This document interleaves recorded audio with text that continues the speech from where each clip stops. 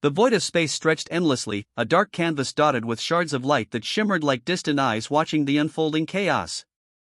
Humanity had fought hard to extend its reach beyond the cradle of Earth, but the stars were not kind. They were cold, merciless, and filled with predators that did not understand mercy. And now, at the edge of the Orion expanse, the battlefield awaited. Captain Marcus Kane stared out of the viewport of the USS Sentinel, the latest and most advanced human warship ever commissioned. The ship hung in orbit above the scorched remains of Lysara V, a planet reduced to ash and ruin in the span of 2 days. Kane's jaw was tight, his eyes scanning the empty silence below, a silence that spoke louder than any alarm, louder than the distant echoes of energy weapons and shattered hulls. "Sir," said Lieutenant Jenna Alvarez, her voice a cautious whisper over the comms, "we're picking up no life signs." "The colony cities, they're gone." Kane did not respond immediately. He felt the weight of the command pressing down on his shoulders, the burden of decisions that had cost thousands of lives. But what froze him most was the eerie quiet. Even the enemy, the Xylar Collective, had disappeared, or so it seemed. "Prepare for descent," Kane finally said. "We're going in. Full sensors, and keep all channels open. I want eyes on everything. We find survivors, we save them. And if they're not here," his voice faltered only slightly, swallowed by the hum of the warship's engines, "we make them pay." The Sentinel began its descent, engines flaring as it broke through the planet's thin atmosphere. The shaking of the hull and the roar of compressed air against reinforced armor created a sensory assault, but Kane's mind was elsewhere. He watched the terrain unfold beneath him, jagged black mountains, rivers of molten rock, cities buried under clouds of smoke and ash. And then, almost imperceptibly, the battlefield fell silent. Not just quiet, oppressively silent. "Something's wrong," muttered Alvarez, her hands flying over the controls. "No readings, nothing. It's like the entire planet went dark in a single heartbeat." Kane's instincts screamed at him.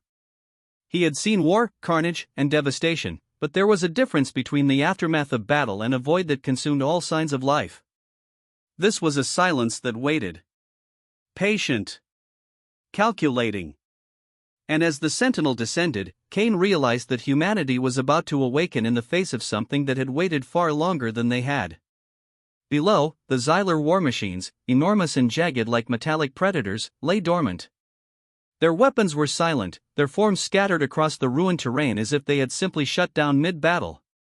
But Kane knew better. There was no such thing as a chance in this war. The enemy's disappearance was deliberate. "Deploy reconnaissance drones," Kane ordered. "I want eyes on the ground before we commit troops." The drones whirred to life, small mechanical scouts flitting into the smoke-filled sky. The visuals transmitted to the Sentinel's bridge were unsettling: empty streets, abandoned fortifications, the remnants of battle strewn across the landscape. And yet, something moved in the shadows. A figure, human-shaped, stumbled from behind a toppled tower. The cameras zoomed in. It was Lieutenant Alex Harper, one of the few survivors of the initial planetary assault, his uniform torn, body scorched, eyes wide with disbelief. "Harper!" Kane shouted. The voice was raw with relief and fury. "Where's the rest of your unit?" Harper fell to his knees, coughing through bloodied lips. They didn't make it, sir, but there's something out there. Something waiting." The air in the bridge thickened. Kane's hand rested lightly on the rail. "Explain." Harper's gaze flicked toward the horizon, and for a moment Kane saw the flicker of a fear he had never seen in a soldier. They're watching. Not just the battlefield, us. The Xylar, they're not gone. They're waiting for the moment to strike. And when they do, we're not ready. Kane's eyes narrowed. The war had always been brutal, calculated, but this was different. There was strategy in silence. There was intelligence, patience. And now, the Sentinel had brought humanity's finest into the trap. "Prepare the assault teams," Kane ordered, his voice steel. "But stay sharp. If they're waiting, we'll give them something they never expected." As the first waves of human forces began their descent to the scarred surface, the horizon flickered with movement. A ripple of shadow, unnatural and precise, spread across the plains. And then the battlefield fell silent once more. It was at that exact moment Cain realized that humanity truly awakened, not in victory, not in conquest, but in the face of extinction. Something deep and primal stirred in the hearts of every soldier aboard the Sentinel and the ground forces, a ferocity born from desperation, from witnessing annihilation and refusing to yield. "Engage," Cain said, and the Sentinel's cannons roared to life, shattering the silence with a fury that seemed almost sacred. Fire streaked across the skies, striking dormant Xylar war machines, and for the first time in months, the enemy responded not with attack, but with tremors of recognition. The battle had begun. But what awaited them was not simply a war. It was a reckoning. And as the Sentinel carved its path through the ash-strewn plains, Cain could feel the pulse of something monumental, the awakening of a species, tempered by loss, forged in desperation, and ready to rise against the darkness. The silence lingered still, oppressive and heavy, yet beneath it hummed a new energy. Humanity was no longer passive, no longer a bystander to galactic forces beyond comprehension. They were awake, and the galaxy would take notice. The air above Lasara V was thick with fire and ash. Smoke curled like black serpents, drifting over the skeletal remains of cities once alive with humanity's ambitions. From orbit, the planet looked like a wound on the face of the galaxy, an agonizing scar that refused to heal. And yet, from that vantage point, Captain Marcus Cain could see the first signs of life flickering against the devastation. The Sentinel hovered, a silent guardian, its sensors sweeping for threats.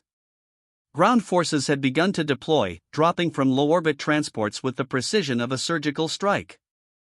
Soldiers like Sergeant Ethan Monroe and Lieutenant Harper moved through the ruins, their boots crunching over ash and debris, every step echoing against the unnatural quiet.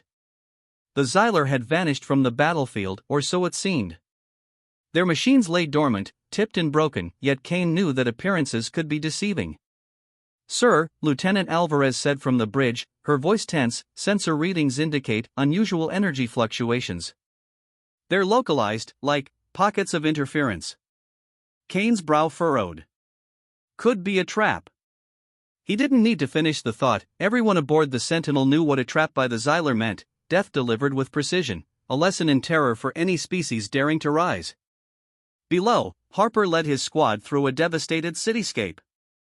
Skyscrapers, once towering symbols of humanity's reach into the stars, now leaned precariously, their metal skeletons blackened and jagged. The smell of burnt circuits and scorched steel filled the air. Yet amid the ruin, movement flickered. Shadows shifted with unnatural grace, moving against the wind, almost like whispers of intent. "Eyes up!" Harper barked. His rifle cut through the smoke, but nothing responded. Then it began.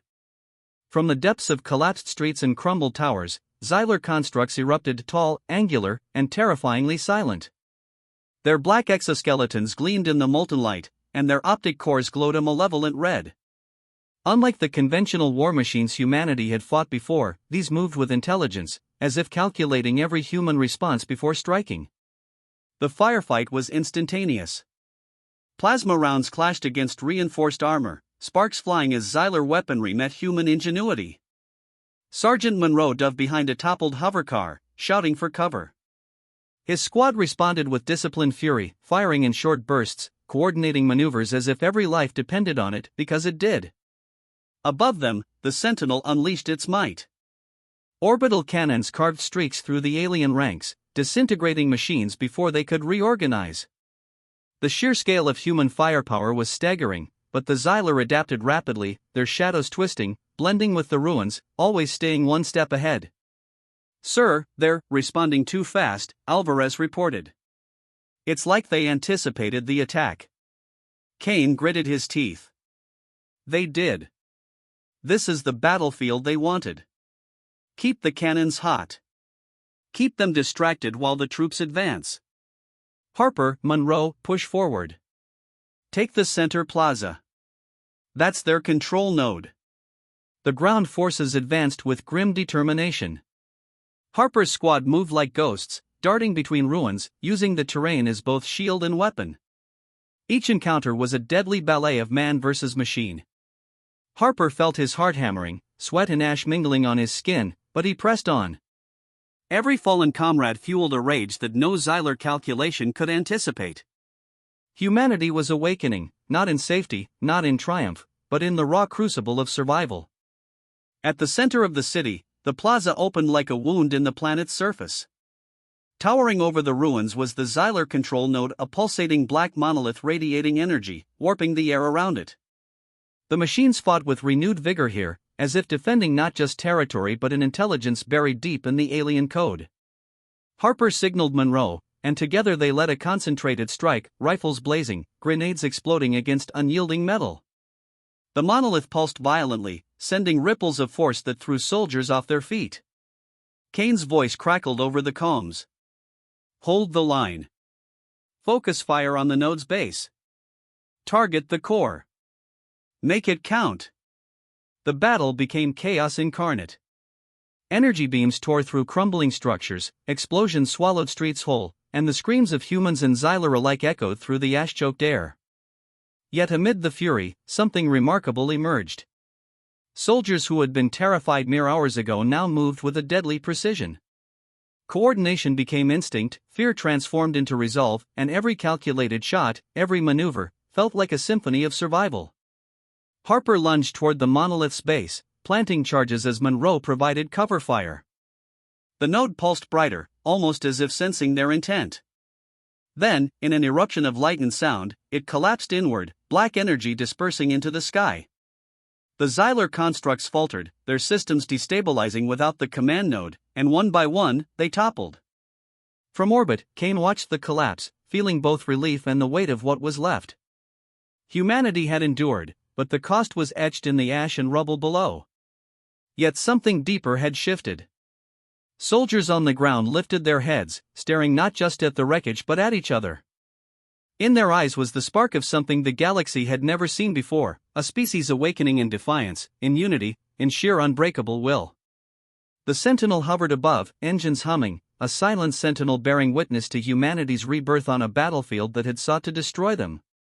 Kane allowed himself a small, fleeting smile. "We've won this battle," he murmured. "But the war is just beginning." And somewhere in the shadows beyond the destroyed city, the remnants of the Xyler observed, calculating, waiting. But they had underestimated humanity's capacity for resilience, for fury, for awakening.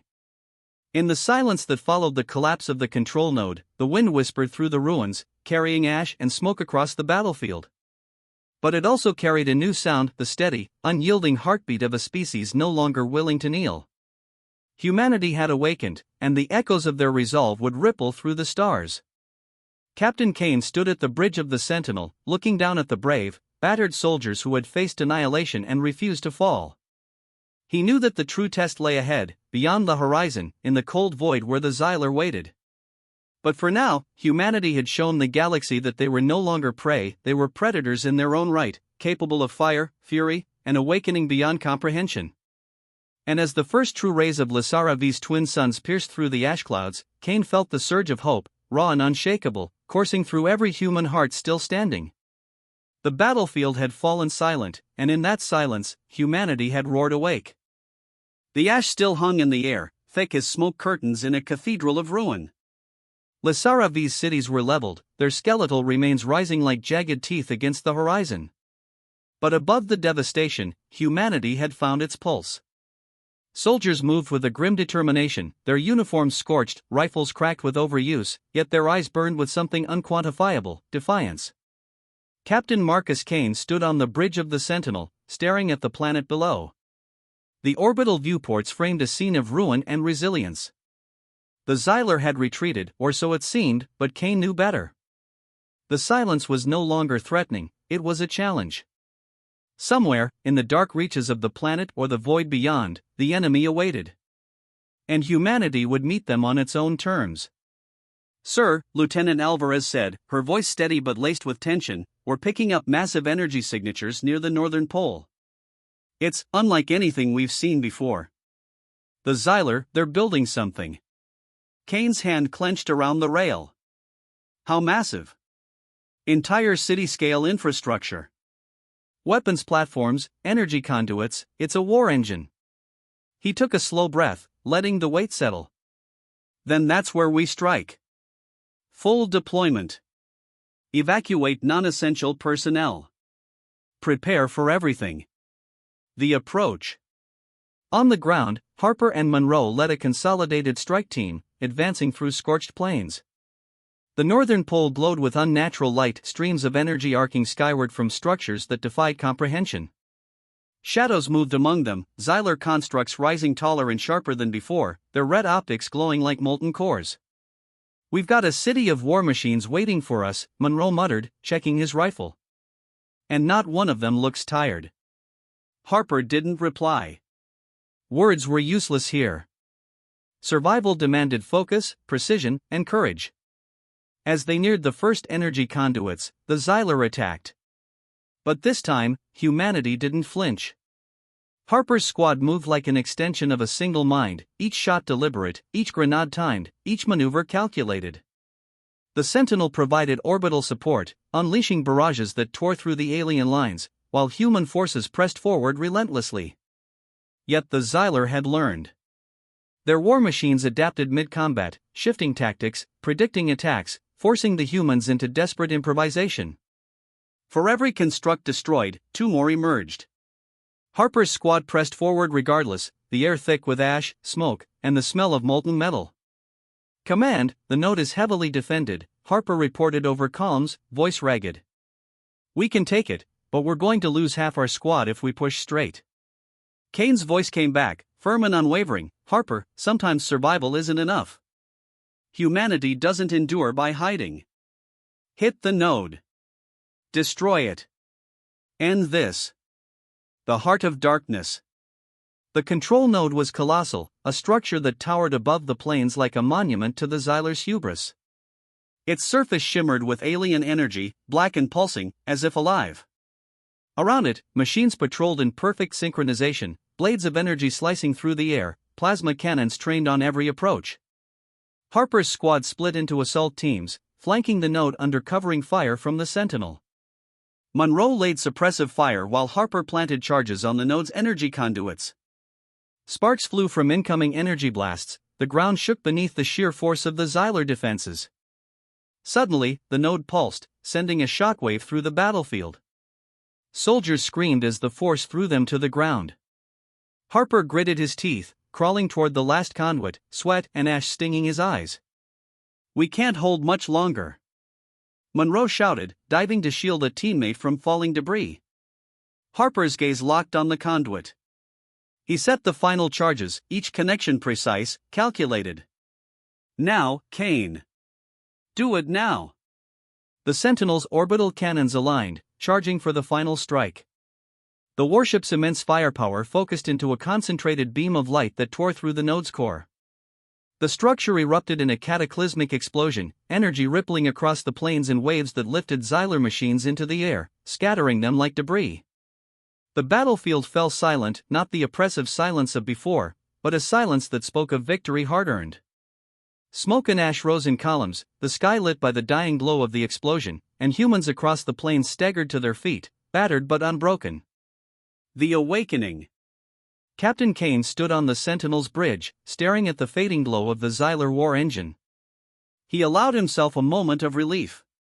Humanity had survived, had fought back, and had struck down a foe that had been thought unstoppable. Harper and Monroe regrouped with survivors from other squads, their faces smeared with soot and blood, but their eyes glimmered with triumph. For the first time in months, they could breathe without the weight of immediate death pressing down on them. Kane addressed the survivors through comms, voice carrying over the ashes. "You fought when hope was gone. You held when all seemed lost. Today, humanity awoke not just to survive, but to declare to the galaxy, we are here, and we will not be conquered." Cheers erupted across the battlefield, ragged and weary but filled with the unshakable strength of a species reborn. The soldiers raised their weapons, not in fear, but in pride. Humanity's awakening was no longer a metaphor, it was a statement of existence. And somewhere beyond the stars, the remnants of the Xylar watched, calculating, faltering in the realization that they had underestimated the indomitable will of the human spirit. Epilogue: A New Dawn. As Lasaravi's twin suns rose over the horizon, the light caught on broken armor and shattered streets, painting the battlefield in hues of gold and crimson. Captain Kane walked among the soldiers, each step echoing in the hollowed city. Lieutenant Harper approached, exhaustion etched into his features. "Sir, we did it. They're gone. All of them." Kane nodded, looking out toward the horizon, toward the stars beyond. "Gone for now. But remember this, they thought they could silence us. They thought they could crush humanity in its infancy. But here we stand. We endure. We rise. And no force in the galaxy will ever make us bow again." A breeze stirred the ashes, carrying with it the scent of survival, of blood, and of something far more profound, awakening. Humanity had faced extinction and emerged not just alive, but transformed. The war had been brutal, unyielding, and costly, but it had forged a species ready to claim its place among the stars. And as the first human flags rose amidst the ruins, their colors blazing defiantly against the morning sky, one truth resonated through the hearts of every survivor: the battlefield had fallen silent, and in that silence, humanity had truly awakened. The galaxy would remember this day not as a defeat, but as the birth of a force that would shape the stars. Humanity had awakened. And nothing would ever be the same.